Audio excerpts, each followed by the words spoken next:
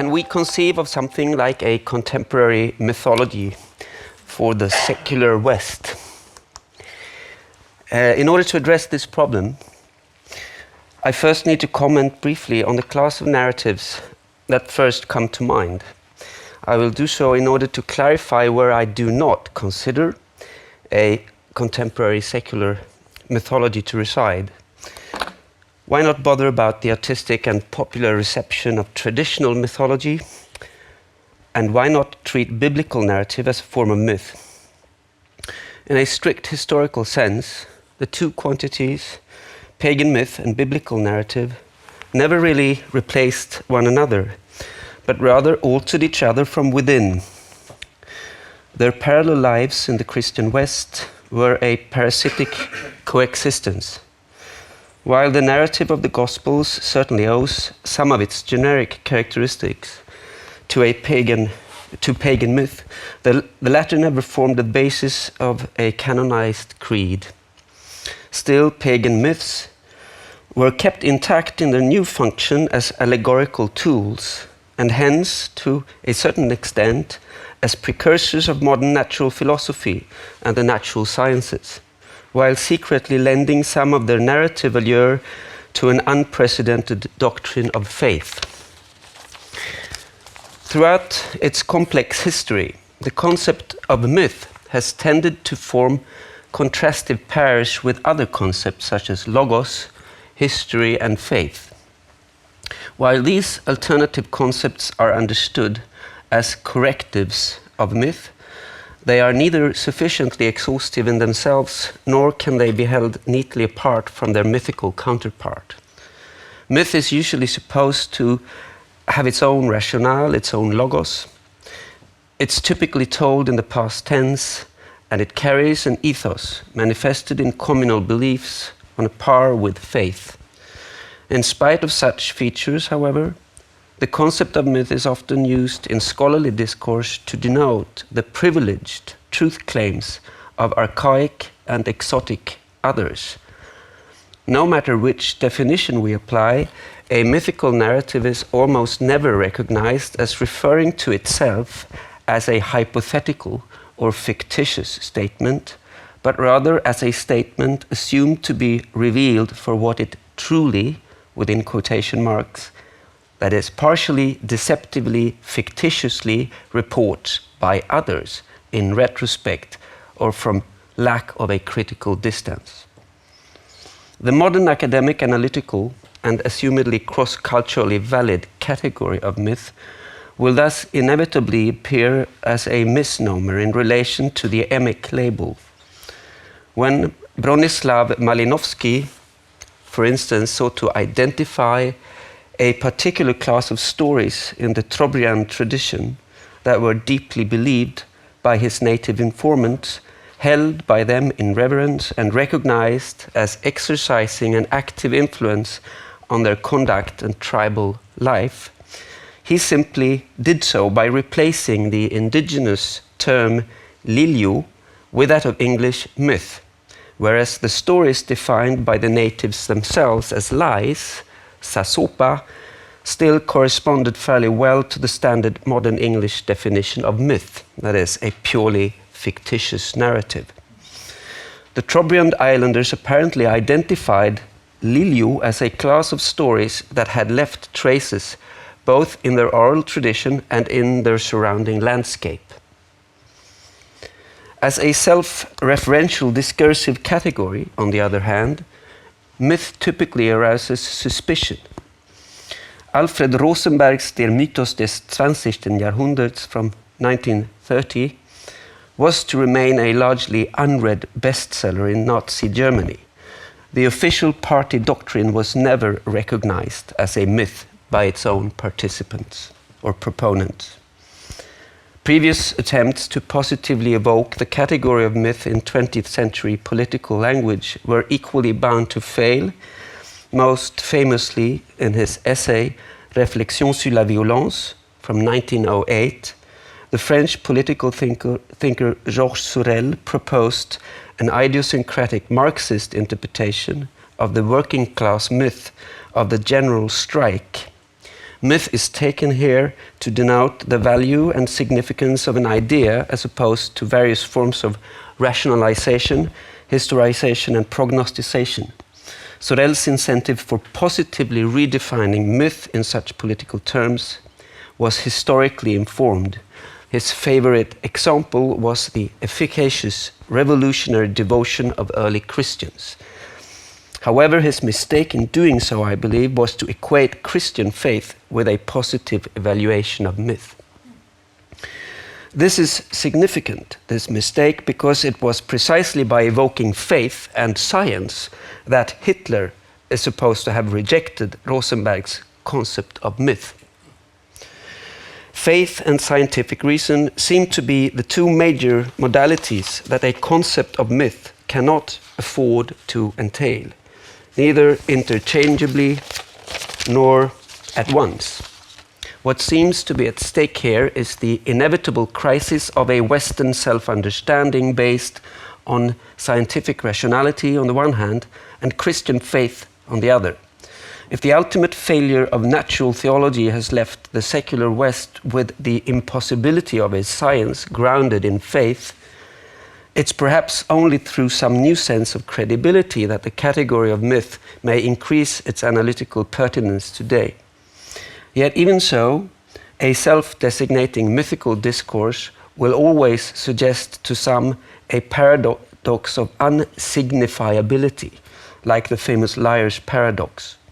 At the same time, however, a scientific discourse that takes pride in disinterestedly uncovering objective reality does not produce an ethos. It's not recognized as a trustworthy narrative simply because it has left traces in our tradition or in the surrounding landscape. The search for a contemporary mythology will remain unsuccessful as long as it involves a narrative assumed to exist in one and the same place, belong to one and the same medium or genre, and with its own protagonists and antagonists. Rather, a contemporary mythology for the secular West exists in what quantum physicists call an entangled state. It forms part of a system that is not limited to a set of local constituents. I like this metaphor because it is based on a scientifically perceived aspect of reality so mind-boggling that it even defies the understanding of the scientific observers themselves. Scientific discourse is not structured as traditional mythical discourse. Myth does not defy understanding. On the contrary, I take it to be the very quintessence of a narrative supposed to make sense, preferably on as many levels of reasoning as possible, no matter how brutal or cynical its conclusions, anthropologically, ethically, sociologically, and cosmologically. Once it begins to appear obsolete and abstruse, it might preserve a certain mysterious appeal, but it cannot function as a myth in the productive sense of a grand narrative. Hence, if myth ever did come as a package, then now it certainly does not. The residuals of its narrative function now belong in at least three distinct compartments: that of popular culture and entertainment, that of science, and that of universally encoded principles of human justice.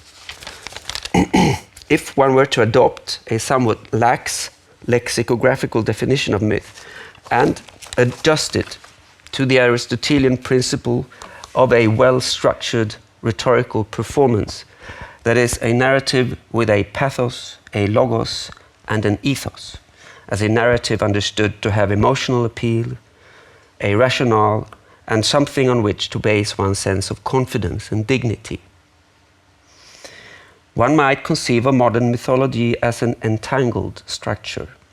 Modern mythology could then be considered to have a basis of pathos in certain emergent testimonial or perceptibly fictional genres of mass-mediated discourse, of logos in scientific discourse, and of ethos in a discourse encoded in canonical text perceived as universally valid, just, and inalienable.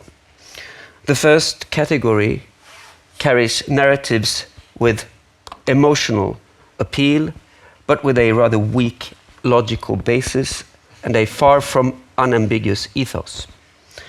The second category may carry traits of mythical embellishment, especially with regard to those branches of science most inclined to address questions of human and cosmic origins, such as Darwinian biology and Hubelian cosmology, only within the limited bounds of a rather whimsical kind of scientifically informed narrative suggestive of a modern mock mythology. When the astronomer Fred Hoyle first coined the term Big Bang in a broadcasted interview in 1949, he was fully aware of the fact that he used a striking image that did not do full justice to the cosmological event. More importantly, however, the Big Bang is not meant to be understood as an intentional act to carry the imprint of some foundational ethos or to evoke an emotional response, except for perhaps a feeling of anxious bewilderment. The third category effectively avoids the narrative mode in the interest of the many idioms and beliefs, the freedom of speech and belief that it rather claims to protect. Nevertheless, there is a sense of sacred inviolability attached to those foundational tenets. The preamble of the Universal Declaration of Human Rights makes a rather vague reference to the recent historical past of the Second World War, but not to the almost equally recent historical circumstances under which the values themselves took shape. Also, if scientific discourse acquires some of its self-assertive force by insisting on analytical distance and impartiality, it's interesting to find in the Declaration certain meta-scientific statements that can be conceived as granting the sciences an ethos that they are not capable of producing themselves. Where there is logos, there is neither pathos nor ethos. And where there is pathos, we certainly find it enmeshed in all sorts of emergent narratives, but rarely in an idiom so persuasive as to actively exercise an influence on our lives. So now I come to my conclusion. I'm convinced that it makes sense to apply the scholarly category of myth to a contemporary secular world, to try and identify narratives and narrative structures that might conform to that category. I'm less convinced, however, that myth has been replaced by a scientifically informed vision of the world. A disinterested historiography is not, cannot be, and should not be our only means of storytelling besides pure fiction, especially not in regard to events considered particularly decisive, significant, triumphant, or traumatic. Such an approach completely relativizes the past. It risks turning it either into a stale object or a bone of contention. Another approach to the past in the narrative mode with an emotional appeal, an ethos, and a reasonably universal support is certainly possible, and it continues to function as such. However, whereas the former historiographic approach runs a risk of relativizing the past, the latter runs a risk of turning it into kitsch. So myth needs a stabilizer. Thank you.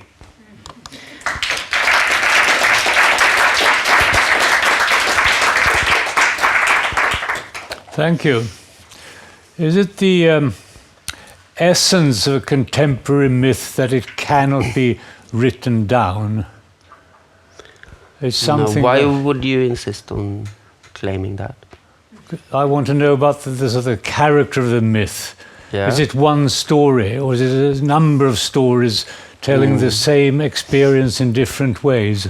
No, I don't insist on treating myth or mythic expressions as necessarily oral or non-written in nature. In essence, they could. So you could be. Yeah. You could write a book, Contemporary Myths, from chapter 1 to chapter 12. I mean, there are such books. The most famous one is written by Roland Barthes. Okay. That he had a very particular way of defining modern myths, which he took to be a form of expression that, you know, things are taken for granted and you don't need to argue further. It's that the things that goes without saying, but they can still be, you know, considered complete statements that are still unhistorical, but still taken for granted in a way. What myths are being formulated now to describe the world we are living in, with climate change and clashes between superpowers and well, I think my main point is that these narratives are not integrated within a single narrative.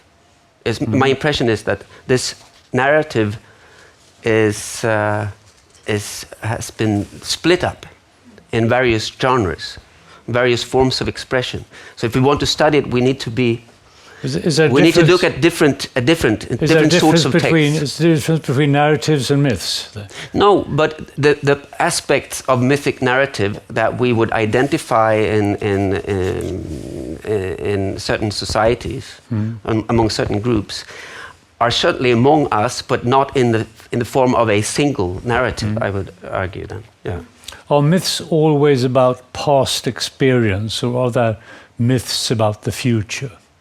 Yeah, I think the question was brought up earlier today about the future as I think it's an interesting an interesting take on our condition, our current condition, that we are so fascinated by looking into the future and trying to imagine what we will be like in the future. I'm not sure that this is something that you find in pre-modern times to the same extent, because the very idea of having something in front of you in temporal terms would rather suggest that which belongs to tradition, that which you have your traditional values, texts in front of you, and what lies behind of you is the future that is unknown. But we tend to turn that logic around and instead look into the future as the space of opportunity. Last question: is the supremacy of the West becoming a myth, for good or for worse? Perhaps the very concept of the West is getting a bit complicated now. I mean, because the world is. I'm extremely satisfied with your last answer, Peter. Thank you.